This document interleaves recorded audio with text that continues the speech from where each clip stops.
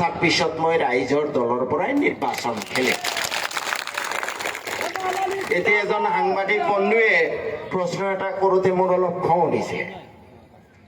মোৰ অলপ আপোনালোকে বেয়া নাপাব, চবৰ প্ৰতি মই হাতযোৰ কৰি ক্ষমা কৰিছোঁ। মোৰ বয়স 62, আচলতে মোৰ ইমান পটককৈ খং উঠিব নালাগে, মই অলপ গহীন গম্ভীৰ হ'ব লাগে। এইটো মোৰ দুখ, মই নিজে অনুতপ্ত।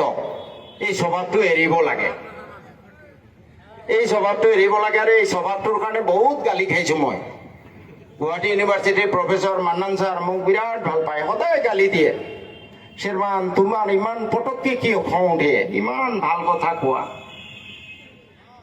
এটা এই দুখটো মোৰ আছে, দুখটো মই বহুত ট্ৰাই কৰি আছোঁ কণ্ট্ৰল কৰিবলৈ, কমিছে। কিন্তু সমস্যাটো হ'ল কি, এইবোৰ বেছিভাগ মানুহৰে অলপ লক্ষণভূত হয়।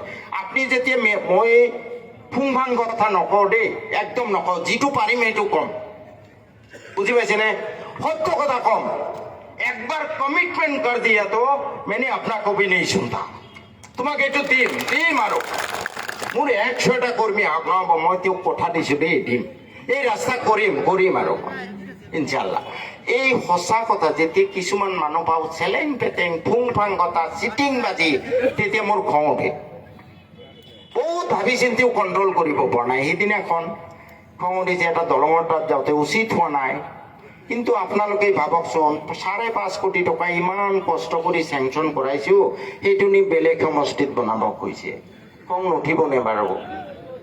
কিন্তু তেনেকুৱা সুৰত ক'ব নালাগিছিলে। তথাপি মই যদি কেতিয়াবা খং কৰোঁ, কাৰোবাক যদি গালি দিওঁ, আপোনালোকৰ কাৰণে, মোৰ নিজৰ স্বাৰ্থৰ কাৰণে নহয়, মোৰ ৰাইজৰ প্ৰতি যাতে ন্যায় হয়। তথাপি মই আপোনালোকক এই যিটো অলপ শ্বৰ্ট টেম্পাৰ, খিটখিটীয়া মেজাজ অতীতৰ, যদি কাৰোবাৰ মনত দুখ দিছোঁ ক্ষমা কৰিব। আৰু মই চেষ্টা কৰিছোঁ আল্লাহ তালাৰ ওচৰত দোৱা কৰিব। 65 বছৰীয়া বৃদ্ধ এতিয়া মই, মোৰ ইমান পটককৈ খং উঠাটো উচিত নহয়, হয়নে কথাটো? দেখাত অলপ ল'ৰাৰ নিচিনা হৈ আছোঁ, বয়স হৈছে, কিন্তু চৰকাৰে ৰিটায়াৰমেণ্ট দিলেহেঁতেন। আপোনালোকেও আল্লাহ তালাৰ ওচৰত দোৱা কৰিব যাতে এই খংটো আল্লাহ তালাই দমন কৰে, টেম্পাৰটো যাতে মই লুজ নকৰোঁ। আৰু এটা কথা নিশ্চিত থাকিব, ক'ৰবাত কিবা খং কৰিছোঁ যদি মোৰ ৰাইজৰ স্বাৰ্থৰ কাৰণে খং কৰিছোঁ। এটা প্ৰথম ঘোষণা ইতিমধ্যে কৰিলোঁ যে যদি ৰাইজৰ দলে উপযুক্ত বুলি ভাবে, মই 26ত ইনশাল্লাহ ৰাইজৰ দলৰ পৰা নিৰ্বাচনত অৱতীৰ্ণ হ'ম। দ্বিতীয় যিটো ঘোষণা, কোনটো সমষ্টিৰ পৰা খেলিম, মই ভাবিছিলোঁ, মই অলপ দুমোজাত আছিলোঁ। 90% মোৰ মনে কয় মন্দিৰৰ পৰা খেলিম, 10% মনে, মানে 100টা মনৰ 90টা মনে কয় মন্দিৰৰ পৰা খেলিম, 10টা মনে আকৌ কয় চেঙাত খেলাই ভাল হ'ব নেকি। কিহৰ কাৰণে মনে কয়, তাত ইয়াত নিজিকিম তাত জিকিম, সেইটো কাৰণে নহয়। মোৰ বাঘবৰ এটা অংশ চেঙাত গুচি গ'ল, সেই মানুহখিনি একদম আকুলতাৰে বিচাৰে, কান্দে। আৰু পুৰণা চেঙাৰ মানুহে ইমান মেছেজ দিয়ে, ফোন কৰি কয়, ছাৰ আমাক এৰি নাযাব ছাৰ, চেঙা ইমান বেকৱাৰ্ড সমষ্টি, আপোনাৰ নিচিনা নেতাইহে চেঙাটোক উদ্ধাৰ কৰিব পাৰিব। চেঙা আটাইতকৈ অৱহেলিত, ছাৰ আপোনাৰ দৰে নেতাৰ চেঙাৰ প্ৰয়োজন। এই কথাটোৱে মোৰ বিবেকক খুন্দিয়ায়। কথাটোতো হয়, মই যদি ৰাইজৰ ন্যায় কৰিব বিচাৰোঁ, তেতিয়াহ'লেতো মই চেঙাতহে খেলিব লাগে। চেঙা আটাইতকৈ বেকৱাৰ্ড, আমাৰ মন্দিৰতকৈ বেকৱাৰ্ড, বুজি পাইছে নে? দুমোজা। কিন্তু এটা মোৰ ব্যক্তিগত অসুবিধা, মোৰ স্বাস্থ্যটো ইমান ভাল নহয়। চেঙা হ'লে গোটেই চৰ চাপৰি, মই শাৰীৰিকভাৱে, যদিও মনে কয়, বিবেকে কয় যে নাই মই চেঙাতহে যাব লাগে, পঢ়া জিকা বেলেগ কথা, কিন্তু চেঙাৰ ডেভেলপমেণ্ট বহুত বাকী আছে, সেই হিচাপে মই চেঙাত যাব লাগে। কিন্তু আকৌ যেতিয়া নিজৰ দেহাটোলৈ চাওঁ, তেতিয়া অলপমান ভয় লাগে, পাৰিম নে নাই। ইমান চৰে চাপৰি 8 ঘণ্টা 9 ঘণ্টা জাৰ্ণিত যায়। সেইকাৰণে মই দুমোজাত আছিলোঁ।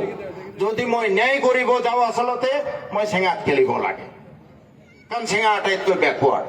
কিন্তু মই যদি দেহাৰ প্ৰতি চাওঁ, তেতিয়াহ'লে চেঙা মই বাদ দি মন্দিৰত খেলিব লাগে। আজি বিশেষকে আপোনালোকৰ এই জনসমাগম দেখি আমি এটা টকা খৰচ কৰা নাই, এটা মটৰ চাইকেলত তেল দিয়া নাই, গাড়ী দিয়া নাই, এইখিনি যিখিনি মানুহ ইয়াত আছে আৰু বহুত আছে, এইখিনি খাটি শুন। মই ভাবো এইখিনিয়ে মোৰ ইলেকশ্যনৰ কাৰণে সৰ্বস্ব ত্যাগ কৰিব। আৰু আপোনালোকৰ এই সমৰ্থন দেখা পাই আজি মই ইনশাল্লাহ আল্লাহৰ নাম লৈ ঘোষণা কৰিছো যে মই মন্দিয়া সমষ্টিৰ পৰাই খেলিম। ইনশাল্লাহ মন্দিয়া সমষ্টিৰ পৰাই খেলিম। আৰু তাৰ লগতে মোৰ পুৰণা বাগবৰ সমষ্টিৰ যি চৰাঞ্চল চেঙাত গৈছে, যি পুৰণা চেঙা তেওঁলোকে ইমান আকুলভাৱে মোক বিচাৰিছিলে, তেওঁলোকৰ ওচৰত মই হাতযোৰ কৰি ক্ষমা বিচাৰিছো যে মোৰ দেহাই চেঙাত যাবলৈ এলাও নকৰিলে। আপোনালোকৰ প্ৰতি অতীতত যি মৰম আছিলে অনাগত দিনতো থাকিব। আৰু মই যদি কেতিয়াবা ৰুলিং পাৰ্টিত থাকো, চেঙা আৰু মন্দিয়া মোৰ দুটা চকু হ'ব। এই দুয়োটা সমষ্টিৰ কাৰণে মই সমানে গুৰুত্ব দি আগবঢ়াই লৈ যাবলৈ চেষ্টা কৰিম। চেঙাবাসীক আকৌ এবাৰ মই হাতযোৰ কৰি ক্ষমা বিচাৰিছো, মোক মাফ কৰিব। 26ত মই খেলিব নোৱাৰিম, কিন্তু মন্দিয়া যদি মোৰ সু চকু হয়, চেঙা মোৰ বাও চকু। আপোনালোকৰ এই মৰম সদায় মই মনত ৰাখিম। আৰু মই মন্দিয়াৰ বিধায়ক হলেও আপোনালোকে যিকোনো সময়ত আপোনালোকৰ সমস্যা লৈ মোৰ ওচৰলৈ আহোঁতে কেতিয়াও দ্বিধা নকৰিব।